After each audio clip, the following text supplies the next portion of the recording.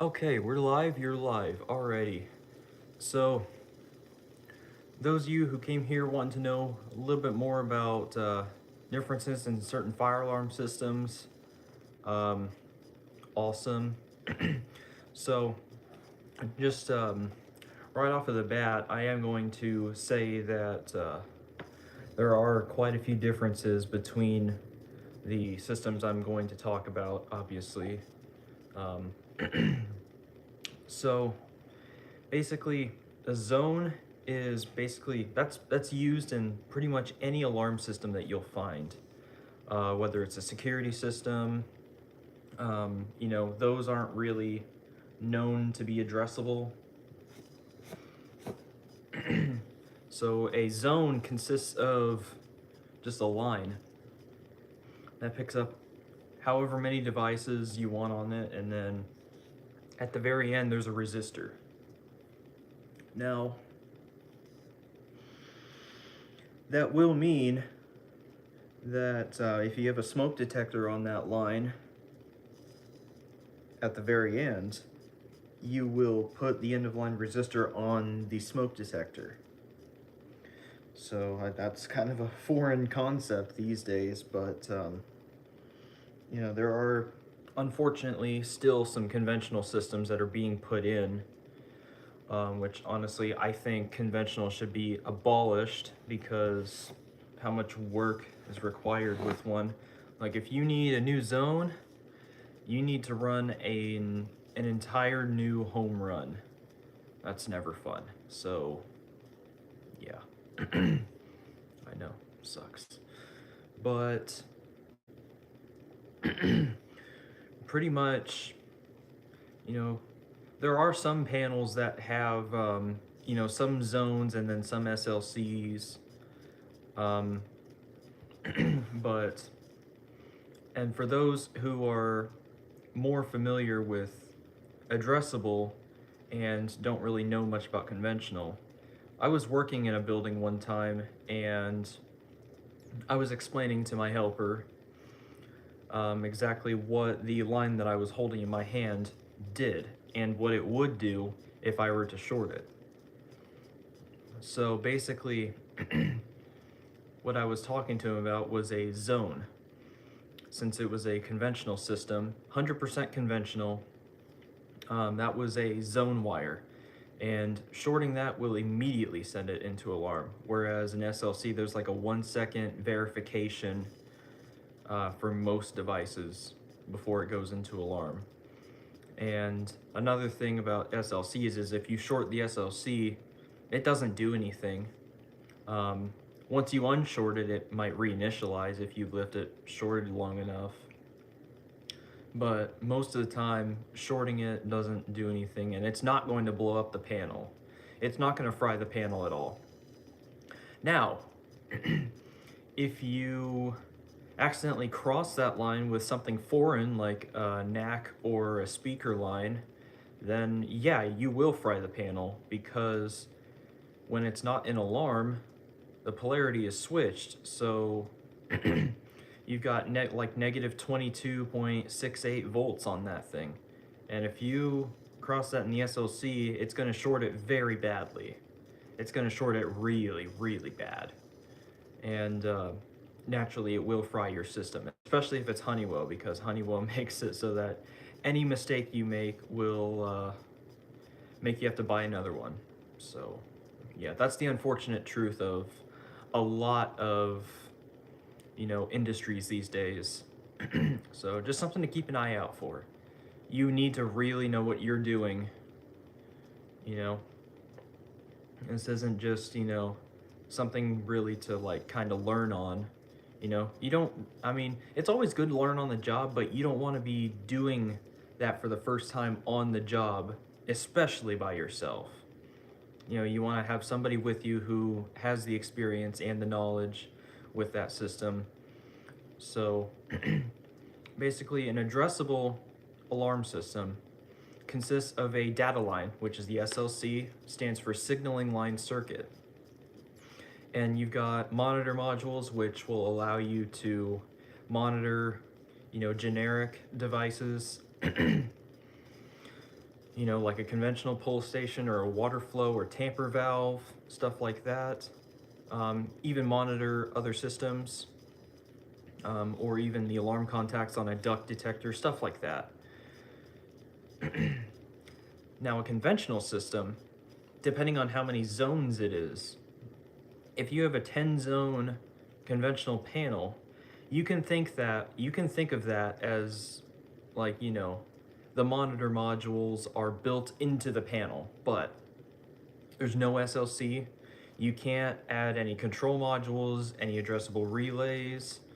Um, None of that will work on a conventional system.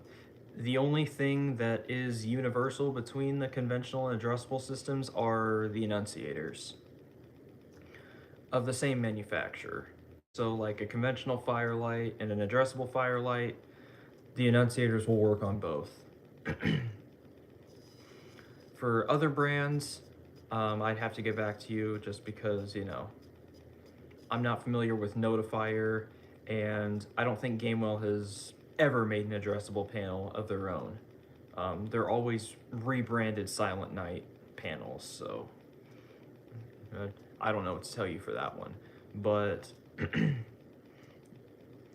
yeah, so like if you need to add a power supply on a conventional system and all the NACs are taken, then you know, you'll have to go to that last device on a random NAC, and then you will have to move the end of line resistor down to the power supply and then run a wire from that last device to the power supply to activate it. So that's not very fun. You know, having to make a new home run for each additional circuit is not fun either. And, you know, a lot of us can relate with that, you know, because NACs most of the time are still conventional. Just, you know, NACs are like zones, except they activate their outputs. They are not inputs, and you'll have like, it'll say IDC on the board, which is initiating device circuit, and then for SLC, it'll just be SLC out and SLC in, and that's it. And it might say it twice if it's got two SLCs, if it's got two loops on it. So it's very, you know, it's very minimal when you get to addressable. And you know, I gotta say, I've been spoiled rotten with addressable. I could never do a riser room, a small riser room with a conventional system. I just couldn't. You know, yeah, at first, when I first started, I thought addressable anything was ridiculous, overkill, but you know, there's a lot of redundancies in fire alarm, you know, and you'll learn that once you know, start learning about circuits that are class A and, you know, just basic stuff like that. You know, just the redundancies, you know, any like little ghost troubles, you know, when anything goes even slightly wrong, you know, that those are redundancies, but they need to be there. And, you know, as you get more experience, you'll learn why those need to be there. So, yeah, difference between an SLC and a zone is you short the zone, it's going to throw a status change to the panel. You shorten SLC, then you short it out, and then once you take the short away, it'll reinitialize. So shorting an SLC will not do anything. Yeah, I mean, it might cause some headaches, have to reinitialize, especially if it's a big system, but that's what isolators are for. You know, isolator modules are very good things. So, and you know, there's different SLC protocols. So like if, you know, let's take Silent Night, for example, like an SK4. That doesn't run any SLC protocols. It's just got, you know, 4 zones You know, you do the smoke above the panel, maybe a pull station, and then maybe water flow, and then maybe a tamper. So the water flow you would set to non-silenceable. The smoke and the pull, you could have those silenceable, and then the tamper, you would just set that to supervisory. So I mean, it would be a lot of wires to run. So, you know, I've never really had to do that. So, well, I have, you know, just daisy chaining a bunch of tamper switches together, just because the guy I was with made me do it that way. So, yeah, I have had to do that before, but yeah. Other than that, I haven't really had to, and it is a pain when you do. So that's why I think conventional should be just completely abolished, and you know, like anything like Bosch and stuff like that, that stuff needs to go away. You know, combo security and fire, I don't think that should be used in a commercial application. And I've also seen, like, if you have to replace a conventional alarm system, it has to be replaced with an addressable one. But I've seen online people replace conventionals with conventionals. And I was just like, what? I thought that was against code to do that. And I was like, man, Portland, Maine is doing it right by not allowing any more conventionals to be installed. Portland, Maine requires that all new fire alarm systems that are installed be addressable. They don't allow conventional at all. They're doing it right. So, yeah, you won't find any new conventional systems in Portland, Maine. I wish there was something like that down here, but I mean, I can't complain because I've never had to install a conventional system or run any wires for one. Another thing that might get confusing for people who are used to addressable is doing duct detectors. So with duct detectors, usually you put in a DNR with an addressable smoke head and then an addressable relay. With conventional, what you'll have to do is you'll have to get a different type of duct detector that has the relay built in, and then it's got a conventional smoke in it. As soon as it activates that relay and it shuts it down. So, yeah, and then the panel just monitors that, just like a monitor module would for a regular package unit. And the part number for that, there's a couple of them, but there's System Sensor D4120s, there's Air Products SP2000s that I've seen a lot. Those ones actually come with some really nice magnets. But yeah, the D4120s, the D2s, and the Air Products, those all have those capabilities. You know, as soon as it's activated, whether the panel's looking at it or not, it's going to trip that relay, and the shutdown wire going to the unit is going to shut it down. So yeah. I remember I was confused on that one time, but then I was like, oh yeah, it would be just like a package unit. Instead of putting up a DNR, we would put up a D4120. So yeah, I mean, there are quite a few differences. You know, just don't call a zone an SLC, because the person that you're with is probably going to put you between a rock and a hard place. I know I would, just because, you know, it's not called an SLC in that case, it's called a zone. So basically they're called zone wires, you know? And there are some panels that allow you to keep the original zones. Like, I was at a place recently that they did, it was a Simplex 4007 ES, where they added an 8-point zone relay card just so they could keep all the original zones. I don't know why. It's really weird. I don't like zones at all. You know, like, I would just rip all of that really nice wire out for scrap and then run all new wire, you know, just so you don't have like quadruple T-tap in the panel, because that's against code.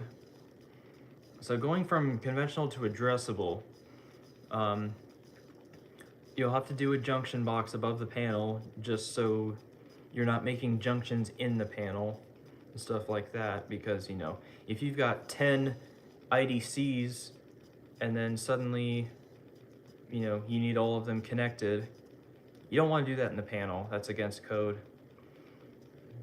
You would want to do that in a box outside of the panel. So like whether it's just a little 4-square, maybe a handy box, or maybe an entire gutter box right above the panel, it's completely up to you. And then if you want to use wire nuts or terminal blocks, that's totally up to you as well. I really like terminal blocks, so that's what I would go with, just because I like those. It's a lot easier to troubleshoot than, wire nuts, where you have to unwind the wires. If you ever have a problem like a short, which I mean that's what isolators would be for. But even that can be overkill, so just be careful and make sure you meter all your circuits. So yeah, I mean that's really all I have on differentiating between a zone and an SLC. They do make zone modules. They're not very common.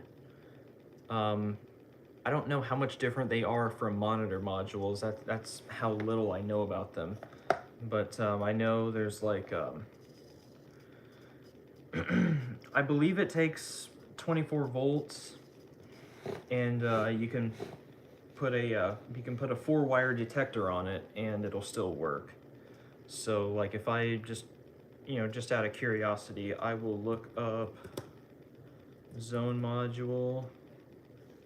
If this keyboard will decide to work.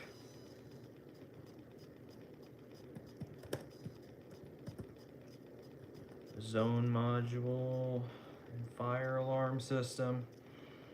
So the AI overview, it acts as an interface between conventional fire alarm devices and an addressable system, allowing the system to identify the specific zone where an alarm is triggered.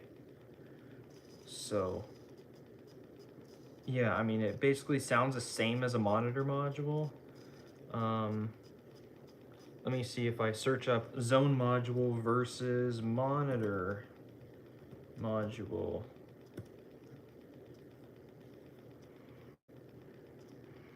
So monitor modules supervise circuits and devices, while zone modules provide connection and controls for specific areas or zones. And the monitor modules handle dry contact inputs and convert signals from conventional to compatible with addressable. Zone modules manage the connection between control elements like actuators and thermostats, often within a specific area. So that's good to know.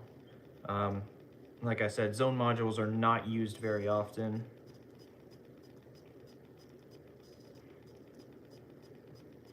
But yeah.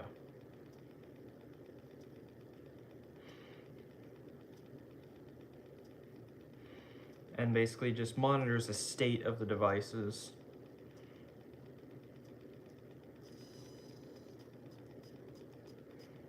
So like if I look through this,